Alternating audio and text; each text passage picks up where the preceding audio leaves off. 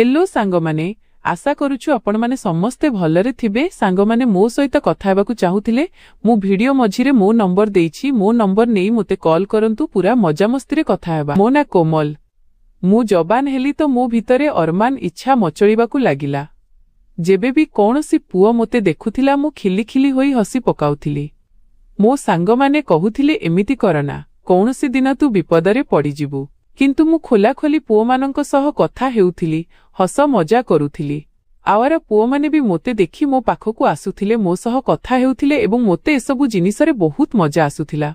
पुओ माने मोते देखुथिले तो मोते बहुत भल लागुथिला। दिने मु कॉलेज पई बाहरुथिली। से दिन मो बापा घरे नथिले, सहर बाहरकू जाइथिले। तेणु मु कैब बुक करिदेली। प्रतिदिन मो बापा मोतेरे कॉलेज रे पहुंचाई देउथिले। मो मां टिके घबराई जाउथिले। झियो केमिति तू एका जाउछु, मोते बहुत डर लागुछि। मु कहिली, मां एबे मु बड़ होई गलिनी, सबु संभाली नेबी, आपण चिंता करंतुनी। किंतु मो मां को बहुत चिंता हेउथिला। किंतु मु तो भितरे भितरे बहुत खुशी थिली, कॉन्फिडेंट थिली। कैब आसिला तो मु मो बैग उठाई कैब भितरे बसिबाकू लागिली। मोते लागिला कैब ड्राइवर सामनारे जाई बसे। मु गोटिए शॉर्ट स्कर्ट पिंधिथिली। गर्ल्स कॉलेज रे पढुथिली, सेथिपाई आम कॉलेज रे कोनोसी पुओ नथिले। ड्राइवर को देखि जानिनी मोते कोन कुतुकुतु हेला जे मु ता पाखरे जाई बसिगली। मु लक्ष्य कली जे से मो गोड़ आड़कू चाहुथिला। मु खुशी हेउथिली, एइथिरे ही मोते मजा आसुथिला। मु ताकू कहिली जल्दी कॉलेज पहुंचाई दियो। से बारंबार मो आड़कू चाहुथिला। मोते डर लागुथिला काले एक्सीडेंट करिदेब। मु निज ब्यागरु बही बाहर करी पढ़िबार बाहाना करुथिली। रास्तारू मो ध्यान हटी जाइथिला। हठात मोते लागिला मोते एबे जाए कॉलेज पहुंची जिबा कथा, एते डेरी काहेकि हेउछि।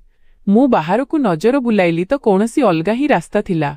मु पचारिली, भाई साहेब आपण मोते कुआडे नेई जाउछंती। से कहिला, मैडम आग रास्तारे बहुत ट्राफिक जाम थिला, 10 रे कॉलेज पहुंची जिबा, आपण चिंता करंतुनी। मु मो ध्यान पुणी बहिरे देली। प्राय 10 मिनिट ही होइथिला कि कैब ड्राइवर कैब अटकाई देला। मोते लागिला कॉलेज आसीगला। मु ओह्लाइबाकू लागिली। जेबे मु ओह्लाइली तो मो आश्चर्यर सीमा रहिलानी। एहा तो एक बहुत सुनसान अंचल थिला। ड्राइवर जिबाकू लागिला। मु ड्राइवर को अटकाइली, कहिली, एहा कुआडे नेई आसीछ आपण? एहा तो मो कॉलेज नुहे। एहा केउ अंचल को नेई आसीछ एवं कुआडे जाउछ मोते छाड़ी? सेही ड्राइवर किछि कहिलानी। कैब नेई सीधा सेठारु बाहरी गला। मु सेही अंचल रे एका छिड़ा होई रहिगली। एबे मोते डर लागिबाकू लागिला जे मु एठारु केमिति मो कॉलेज जिबी। ड्राइवर पैसा भी नेई नथिला, से चालीगला।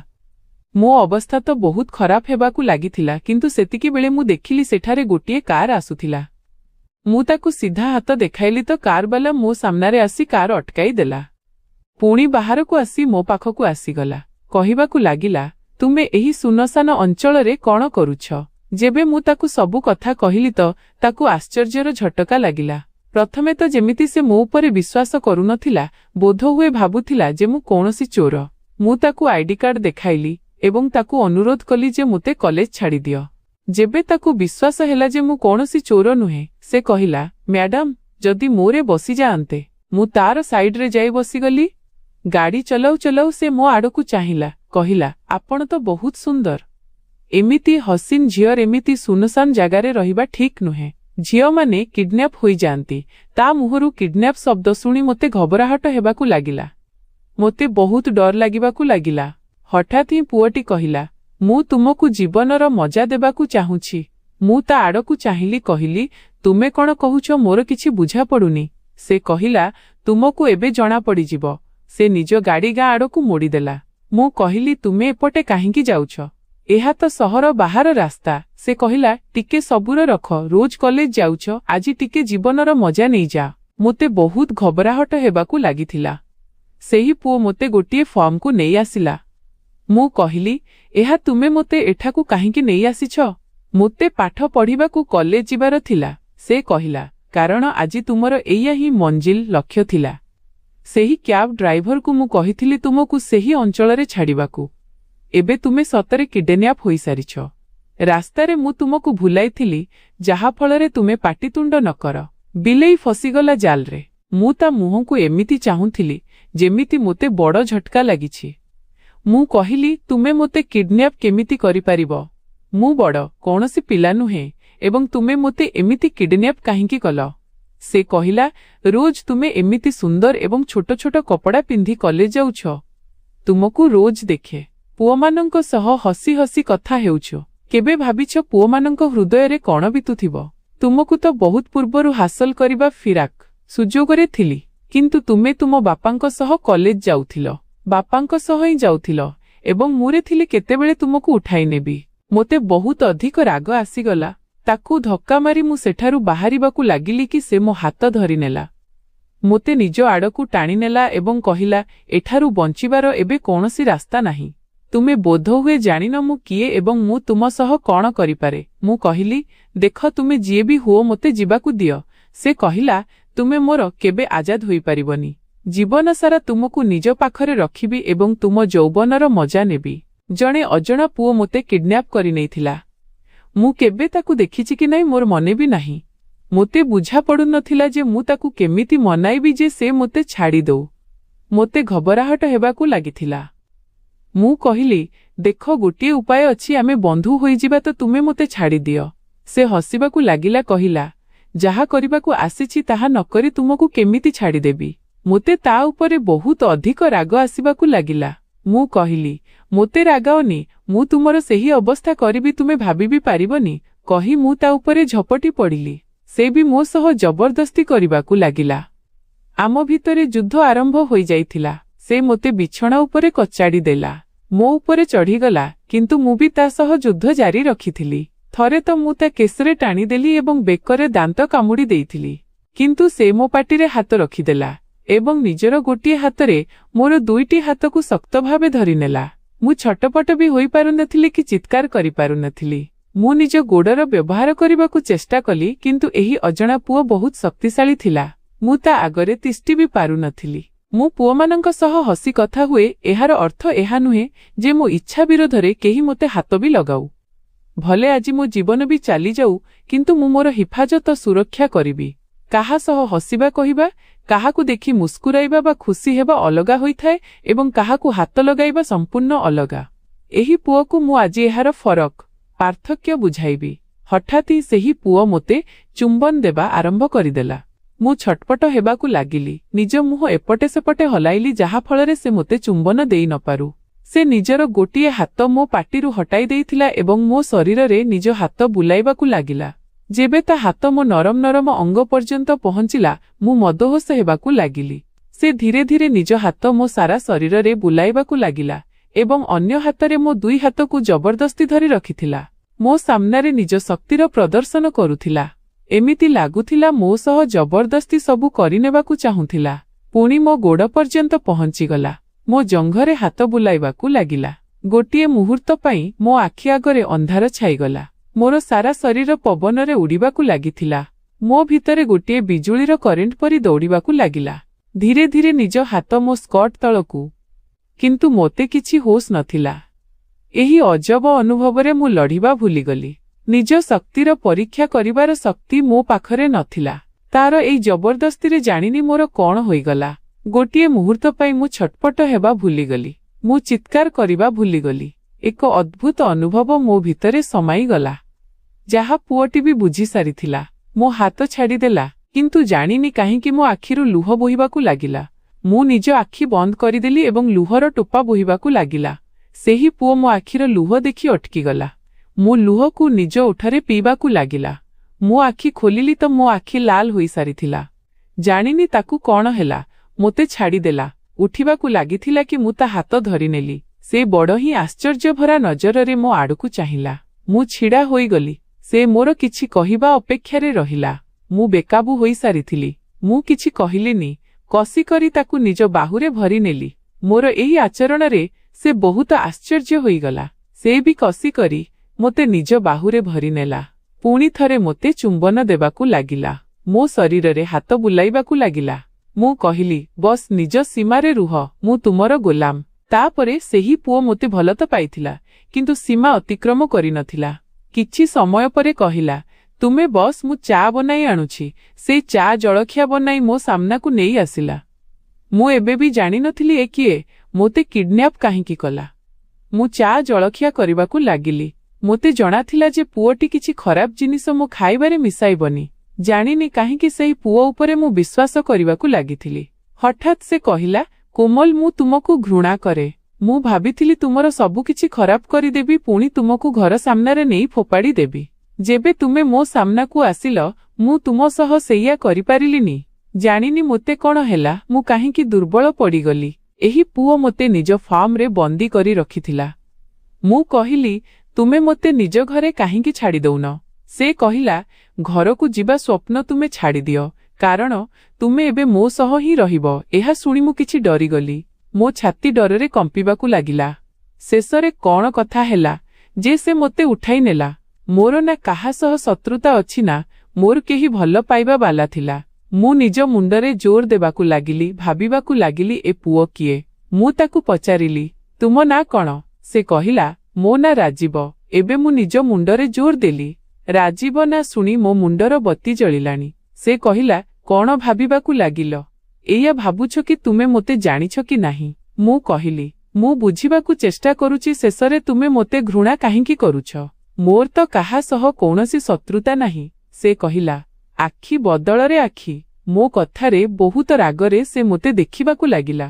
ମୋ ପାଖକୁ ଆସିଗଲା ଏବଂ ପୁଣି ମୋତେ ଚୁମ୍ବନ ଦେବାକୁ ଲାଗିଲା। ମୋ ପାଖରେ ଏବେ କୌଣସି ରାସ୍ତା ନଥିଲା। ମୁଁ ତାର ସାଥି ଦେବାକୁ ଲାଗିଲି। ରାତି ହେବାକୁ ଯାଉଥିଲା। ମୁଁ ବହୁତ ପରେଶାନ ହେବାକୁ ଲାଗିଲି। ମୋ ଘର ଲୋକ ତ ଏବେ ଯାଇ ପରେଶାନ ହୋଇସାରିଥିବେ। ମୋ ବାପା ମା ଏବଂ ଭାଇ ମୋତେ ଖୋଜୁଥିବେ। ମୁଁ ବହୁତ ପରେଶାନ ହେଉଥିଲି। ମୁଁ ତାକୁ କହିଲି, ଦେଖ, ମୋତେ ଛାଡ଼ିଦିଅ, ରାତି ହୋଇଗଲାଣି। ମୋ ମାଆଙ୍କର କାନ୍ଦି କାନ୍ଦି ଅବସ୍ଥା ଖରାପ ହେଉଥିବ। ମୋ ଭାଇ ଜାଣିନି କେଉଁ ଅବସ୍ଥାରେ ଥିବ। ସେ ବହୁତ ରାଗରେ ଥିବ। ଚାରିଆଡ଼େ ମୋତେ ଖୋଜୁଥିବ।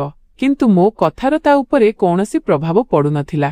ମୁଁ କହିବାକୁ ଲାଗିଲି, ମୋ ଉପରେ ଦୟା କର। ସେ ରାଗରେ ଆସିଗଲା, କହିଲା, ତୁମ ପରିବାର ଲୋକ ଦୟା କରନ୍ତି କି? କ'ଣ ସେହି ଲୋକମାନଙ୍କୁ ଅନ୍ୟମାନଙ୍କ ଚିନ୍ତା ଅଛି? ମୁଁ ଏହି କଥା ଶୁଣି ବହୁତ ଡରିଗଲି। ମୁଁ କହିଲି, ମୋ ପରିବାର ସହ ତୁମର କୌଣସି ଶତ୍ରୁତା ଅଛି କି? ଶେଷରେ କ'ଣ ଲୁଚାଉଛ ତୁମେ ମୋଠାରୁ? ସବୁକିଛି କୁହ, ବୋଧହୁଏ ମୁଁ ତୁମର କୌଣସି ସାହାଯ୍ୟ କରିପାରିବି। ସେ କହିଲା, ତୁମ ଶରୀରରେ ବି ସେହି ଗନ୍ଧିଆ ରକ୍ତ ବୋହୁଛି। ମୋତେ ରାଗାଅନି, ନହେଲେ ତୁମର ସେହି ଅବସ୍ଥା କରିବି କେବେ ସ୍ୱପ୍ନରେ ବି ଭାବି ପାରିବନି। ତୁମ ଇଜ୍ଜତ ମାଟିରେ ମିଶାଇ ଦେବି। କହି ସେ ରାଗରେ ରୁମ୍ ବାହାରକୁ ଚାଲିଗଲା। ମୋ ରୁମ୍ ସେ ବନ୍ଦ କରିଦେଲା। ଏବେ ମୋତେ ରହି ହେଲାନି। ମୁଁ କାନ୍ଦିବାକୁ ଲାଗିଲି। କାନ୍ଦି କାନ୍ଦି ମୋ ଅବସ୍ଥା ଖରାପ ହେବାକୁ ଲାଗିଲା। ମୋତେ ବୁଝାପଡ଼ୁନଥିଲା ମୋର ଅପହରଣ କାହିଁକି ହେଲା। ପୁଣି ଭାବିଲି, ଏହିରେ କୌଣସି ପ୍ରମାଣ ଖୋଜେ, ବୋଧହୁଏ ମୋ ହାତରେ କିଛି ଲାଗିଯିବ। ମୁକୁ ଭଲ ଭାବେ ଖୋଜିବାକୁ ଲାଗିଲି। ବୋଧହୁଏ ଏହା ଏୟାର ହିଁ ଘର ଥିଲା। ମୋତେ ଏକ ଫଟୋ ମିଳିଲା ଯେଉଁଥିରେ ସେ ଗୋଟିଏ ଝିଅ ସହ ଥିଲା। ଦୁଇ ଜଣଙ୍କୁ ଦେଖି ଲାଗୁଥିଲା ଏହି ଝିଅ ତାର ଗର୍ଲଫ୍ରେଣ୍ଡ ହୋଇଥିବ। ମୁଁ ଝିଅଟିକୁ ଚିହ୍ନି ପାରୁନଥିଲି। ମୁଁ ଭାବିବାକୁ ଲାଗିଲି, ପୁଅର ଏତେ ସୁନ୍ଦର ଗର୍ଲଫ୍ରେଣ୍ଡ ଅଛି ତ ମୋତେ ଉଠାଇ କାହିଁକି ଆଣିଛି? ମୁଁ ଭାବିଲି, ଏହି ଫଟୋର ବ୍ୟବହାର କରି ମୁଁ ତାକୁ ମଜବୁର କରିବି ଯେ ମୋତେ ଘରେ ଛାଡ଼ିଦେଉ। ମୁଁ ସେଇଠି ବେଡ୍ ଉପରେ ବସିଥିଲି। କିଛି ସମୟ ପରେ ସେହି ପୁଅ କବାଟ ଖୋଲି ଭିତରକୁ ଆସିଲା। ମୋ ପାଖକୁ ଆସିଗଲା, କହିଲା, ଚାଲ ଖାଇନେବ। ଯେବେ ସେ ମୋ ମୁହଁ ଦେଖିଲା ତ ବୁଝିସାରିଥିଲା ମୁଁ କାନ୍ଦୁଛି, କାରଣ ମୋ ଆଖି ଲାଲ ଲାଲ ହୋଇଯାଇଥିଲା। କହିବାକୁ ଲାଗିଲା, କାନ୍ଦି କିଛି ଲାଭ ନାହିଁ। ସେ ମୋ ହାତ ଧରିନେଲା ଏବଂ ଟାଣିବାକୁ ଲାଗିଲା, କହିଲା, ଚାଲ। ସେତିକିବେଳେ ମୁଁ ସେହି ଫଟୋ ବାହାର କରି ତା ସାମ୍ନାରେ ରଖିଦେଲି। କହିଲି, ତୁମ ଗର୍ଲଫ୍ରେଣ୍ଡ ଏତେ ସୁନ୍ଦର, ଶେଷରେ ତୁମେ ମୋତେ କିଡ୍ନାପ୍ କାହିଁକି କଲ? ଟିକେ ଭାବ, ଯଦି ତାକୁ ଜଣାପଡ଼ିବ ତେବେ କେତେ କଷ୍ଟ ହେବ। କିନ୍ତୁ ମୁଁ କାହାକୁ କିଛି କହିବିନି। ତୁମେ ମୋତେ ଛାଡ଼ିଦିଅ। ମୁଁ କହିଦେବି ମୁଁ ଘରୁ ପଳାଇ ମୁଭି ଦେଖିବାକୁ ଚାଲିଯାଇଥିଲି। ହଠାତ୍ ହିଁ ସେ ମୋ ହାତରୁ ସେହି ଫଟୋ ଛଡ଼ାଇ ନେଲା। ଫଟୋକୁ ଦେଖିବାକୁ ଲାଗିଲା। ତା ଆଖି ଛଳଛଳ ହୋଇଗଲା। ତାକୁ ଏହି ଅବସ୍ଥାରେ ଦେଖି ଜାଣିନି ମୋତେ କ'ଣ ହେଲା। ମୁଁ ତା ପାଖକୁ ଆସିଲି ଏବଂ ତାକୁ କୁଣ୍ଢାଇ ଧରିଲି। କହିଲି, ଏହାକୁ ଦେଖି ଏମିତି ଲୁହ କାହିଁକି ବୋହାଉଛ? କ'ଣ ହେଲା କୁହ? ମୋ ଆଡ଼କୁ ଚାହିଁଲା। ମୁଁ କହିଲି, ଭଲ ପାଆ ନା ଏହାକୁ? ମୋ ଆଡ଼କୁ ଚାହିଁଲା ଏବଂ କହିବାକୁ ଲାଗିଲା, ଏହା ମୋ ଭଉଣୀ। ତା ଆଡ଼କୁ ଚାହିଁବାକୁ ଲାଗିଲି। ମୋତେ ତ ଲାଗିଥିଲା ଏହା ଗର୍ଲଫ୍ରେଣ୍ଡ ହୋଇଥିବ। ମୁଁ ତା ସହ ଖାଇବା ଟେବୁଲକୁ ଆସିଲି। ସେ ସମ୍ପୂର୍ଣ୍ଣ ଚୁପ୍ ଥିଲା। ମୁଁ କହିବାକୁ ଲାଗିଲି, ତୁମ ଭଉଣୀର ବାହାଘର ହୋଇଯାଇଛି କି? ତୁମେ ଏମିତି କାହିଁକି କାନ୍ଦୁଥିଲ, କୁହ ନା? ସେ କହିଲା, ମୋ ଭଉଣୀ ଏବେ ଏହି ଦୁନିଆରେ ନାହିଁ ଏବଂ ଏହାର ମୃତ୍ୟୁ ପାଇଁ ଦାୟୀ ତୁମେ। ଏହା ଶୁଣି ତ ମୋ ଆଖିରେ ଲୁହ ଆସିଗଲା। ମୁଁ ତା ପାଖକୁ ଆସିଗଲି। କହିବାକୁ ଲାଗିଲି, କ'ଣ କହୁଛ? ମୁଁ ତ ତୁମ ଭଉଣୀକୁ ଜାଣିବି ନାହିଁ। ମୋ ଉପରେ ଏହି ଦୋଷ ଲଦି ଦିଅନି। ମୁଁ ସେମିତି ଝିଅ ନୁହେଁ। ଯେମିତି ତୁମେ ଭାବୁଛ। ତୁମେ ଏହି ଦୋଷ ମୋ ଉପରେ କାହିଁକି ଲଗାଇଲ କୁହ ନା ରାଜୀବ। ରାଜୀବ କହିବାକୁ ଲାଗିଲା, ମୋ ଭଉଣୀ ତୁମ ଭାଇର ଗର୍ଲଫ୍ରେଣ୍ଡ ଥିଲା। ତୁମ ଭାଇ ତାର ବ୍ୟବହାର କଲା, ତାକୁ ପ୍ରେଗନେଣ୍ଟ କରିଦେଲା। ମୋ ଭଉଣୀ ତୁମ ଭାଇ ସାମ୍ନାରେ ବହୁତ ହାତ ଗୋଡ଼ ଯୋଡ଼ିଥିଲା। କହିଥିଲା ମୋତେ ବାହା ହୋଇଯାଅ। ତୁମ ଭାଇ ଏତେ ଖରାପ ଯେ ତାକୁ ଛାଡ଼ିଦେଲା। ମୋ ଭଉଣୀ ଲାଜ ସହି ପାରିଲାଣି ଏବଂ ନିଜ ଜୀବନ ହାରିଦେଲା। ଏହି ହାତରେ ମୋ ଭଉଣୀ ପ୍ରାଣ ହରାଇଥିଲା। ତାର ଲୁହ ଦେଖି ଜାଣିନି ମୋ ଆଖି ବି ଭରି ଆସିଲା। ମୁଁ କହିଲି ତୁମ ଭଉଣୀର ନାଁ ଉର୍ମିଳା ଥିଲା କି?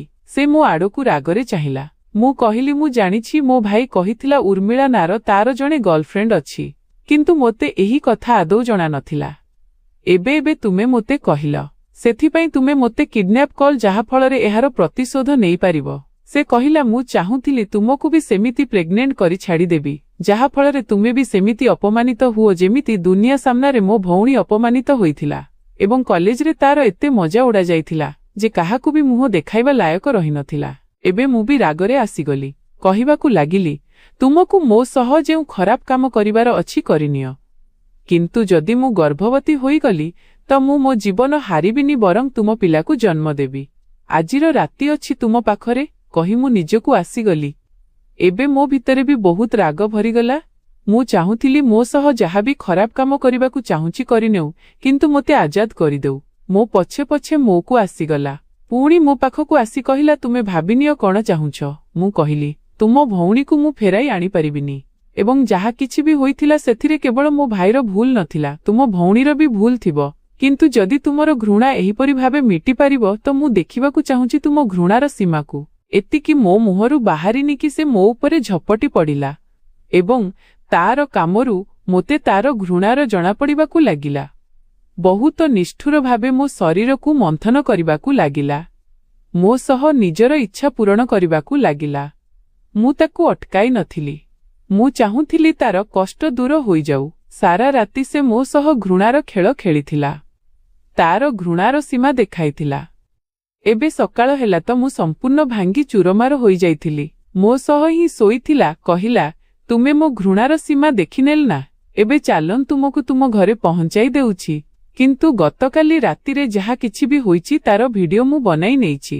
ଆଶା କରୁଛି ତୁମେ ଏହି କଥା କାହାକୁ କହିବନି। ଯଦି ମୋ ବିରୋଧରେ ଯିବାକୁ ଚେଷ୍ଟା କଲ ପୁଣି ବୁଝିନିଅ ତୁମ ସହ କ'ଣ ହେବ। ମୁଁ କହିଲି, ମୋତେ ଏମିତି ଧମକ ଦିଅନି। ମୁଁ ପ୍ରସ୍ତୁତ ହୋଇସାରିଥିଲି। ସେ ମୋତେ ନିଜରେ ନେଇ ମୋ ଘର ଆଡ଼କୁ ଚାଲିଲା। ଘର ପାଖକୁ ଯାଇ ସେ କାର ଅଟକାଇଦେଲା। କହିଲା, ଏବେ ତୁମେ ଯାଇପାର। ମୁଁ ତା ଆଡ଼କୁ ଚାହୁଁଥିଲି। ମୋ ଆଖିରେ ଲୁହ ଥିଲା, ମୋ ହୃଦୟରେ କଷ୍ଟ ଥିଲା। ମୁଁ ଗାଡ଼ିରୁ ଓହ୍ଲାଇବାକୁ ଲାଗିଲି କି ମୋ ହାତ ଧରିନେଲା। କହିଲା, ରୁହ, ମୁଁ ବି ତୁମ ସହ ତୁମ ଘର ଭିତରକୁ ଯିବି। ତା କଥା ଶୁଣି ମୋ ଆଖି ବଡ଼ ବଡ଼ ହୋଇଗଲା। ସେ ମୋ ସହ ମୋ ଘର ଭିତରକୁ ଆସିଗଲା। ମୋ ଘରେ ପରେଶାନୀର ବାତାବରଣ ଥିଲା। ଯେମିତି ହିଁ ମୁଁ ଘର ଭିତରକୁ ଆସିଲି ମୋ ବାପା ମା ମୋ ପାଖକୁ ଆସିଗଲେ। ମୋ ଭାଇ ବି ମୋ ପାଖକୁ ଆସିଗଲା। ମୋ ଭାଇ ତ ଗାଳି କରିବାକୁ ଲାଗିଲା ଯେ ତୁ କେଉଁଠି ଥିଲୁ ସାରା ରାତି, ଆମେ କେତେ ପରେଶାନ ହେଉଥିଲୁ। ସେତିକି ବେଳେ ପଛରୁ ରାଜୀବ ମୋ ପାଖକୁ ଆସିଗଲା। କହିଲା, ସେ ମୋ ସହ ଥିଲା ଗତକାଲି ରାତିରେ। ମୋ ଭାଇ ଯେବେ ରାଜୀବର ମୁହଁ ଦେଖିଲା ତା ମୁହଁ ଲାଲ ହୋଇଗଲା। କହିଲା, ତୋର ସାହସ କେମିତି ହେଲା ମୋ ଭଉଣୀ ପାଖକୁ ଆସିବାକୁ? ରାଜୀବ କହିଲା, ଯେମିତି ତୁ ମୋ ଭଉଣୀର ଜୀବନ ବର୍ବାଦ କରିଥିଲୁ ଏବଂ ତାକୁ ଗର୍ଭବତୀ କରି ମରିବା ପାଇଁ ଛାଡ଼ି ଦେଇଥିଲୁ। ବିଚାରୀ ଆତ୍ମହତ୍ୟା କରିଦେଲା। ତୋତେ କ'ଣ ଲାଗିଥିଲା ମୁଁ ଏହାର ପ୍ରତିଶୋଧ ନେବିନି? ମୋ ବାପା ମାଙ୍କୁ ତ ଯେମିତି ଆଶ୍ଚର୍ଯ୍ୟର ଝଟକା ଲାଗିଲା। ମୋ ମା ମୋ ପାଖକୁ ଆସିଗଲେ, କହିବାକୁ ଲାଗିଲେ, ଏହି ନିଷ୍ଠୁର ମଣିଷ ତ ସହ କ'ଣ କଲା? ମୁଁ କହିଲି, ରାଜୀବ ମୋ ସହ ମୋ ଇଚ୍ଛା ବିରୋଧରେ କିଛି କରିନି ମା। ଯେବେ ସେ ମୋ ଭାଇର ଅପରାଧ ମୋତେ କହିଲା ତ ମୁଁ ନିଜକୁ ତାକୁ ସମର୍ପି ଦେଇଥିଲି ଏବଂ ମୁଁ ରାଜୀବକୁ ଭଲ ପାଇବାକୁ ଲାଗିଛି। ରାଜୀବ ଏହି କଥା ଶୁଣିଲା ନାହିଁ କି ମୋ ହାତ ଧରିନେଲା। ତା ଆଖିରେ ବି ମୋ ପାଇଁ ଭଲ ପାଇବା ଥିଲା। କହିବାକୁ ଲାଗିଲା, କୋମଲ, ମୁଁ ବି ତୁମକୁ ଭଲ ପାଇବାକୁ ଲାଗିଛି। ତୁମକୁ କଷ୍ଟ ପହଞ୍ଚାଇବାକୁ ଚାହୁଁନଥିଲି, କିନ୍ତୁ ନିଜ ଭଉଣୀର ମୃତ୍ୟୁରେ ମୁଁ ଭାଙ୍ଗି ପଡ଼ିଥିଲି। ତୁମ ଭାଇଠାରୁ ପ୍ରତିଶୋଧ ନେବାକୁ ଚାହୁଁଥିଲି। ତାକୁ ସେଇ କଷ୍ଟ ଦେବାକୁ ଚାହୁଁଥିଲି ଯେଉଁଥିରେ ମୁଁ ବିତିଥିଲି। କିନ୍ତୁ ତୁମେ ନିର୍ଦ୍ଦୋଷ। ମୋ ହାତ ଧରିନିଅ। ତା ଆଖିରେ ଲୁହ ଆସିଗଲା ଏବଂ ମୁଁ କହିଲି, ଏବେ ହେଲା ନା ଆଖି ବଦଳରେ ଆଖି। ତୁମ ଭଉଣୀକୁ ମୋ ଭାଇ ଛଡ଼ାଇ ନେଲା। ଏବେ ତୁମେ ତା ଭଉଣୀକୁ ବାହା ହୋଇଯାଅ। ସେ ମୁସ୍କୁରାଇବାକୁ ଲାଗିଲା। ମୋ ଭାଇ କହିବାକୁ ଲାଗିଲା, ତୁମ ଦୁଇଜଣଙ୍କୁ ମୁଁ କେବେ ବି ଏକ ହେବାକୁ ଦେବିନି। ରାଜୀବ କହିଲା, ଆମେ ଆଗରୁ ହିଁ ଏକ ହୋଇସାରିଛୁ। ବସ୍ ବାହାଘର ହେବା ବାକି ଅଛି। ତୁମେ ଆମର କିଛି ବି ବିଗାଡ଼ି ପାରିବନି। ଏହା କହି ଆମେ ଦୁଇଜଣ ଘରୁ ବାହାରକୁ ଚାଲିଗଲୁ ଏବଂ ମୋ ଘର ଲୋକ ଦେଖୁଥିଲେ। ବନ୍ଧୁଗଣ, ଏହି କାହାଣୀ କେମିତି ଲାଗିଲା? ଯଦି ଭଲ ଲାଗିଲା ତେବେ ଚ୍ୟାନେଲକୁ ସବସ୍କ୍ରାଇବ୍ ନିଶ୍ଚୟ କରନ୍ତୁ।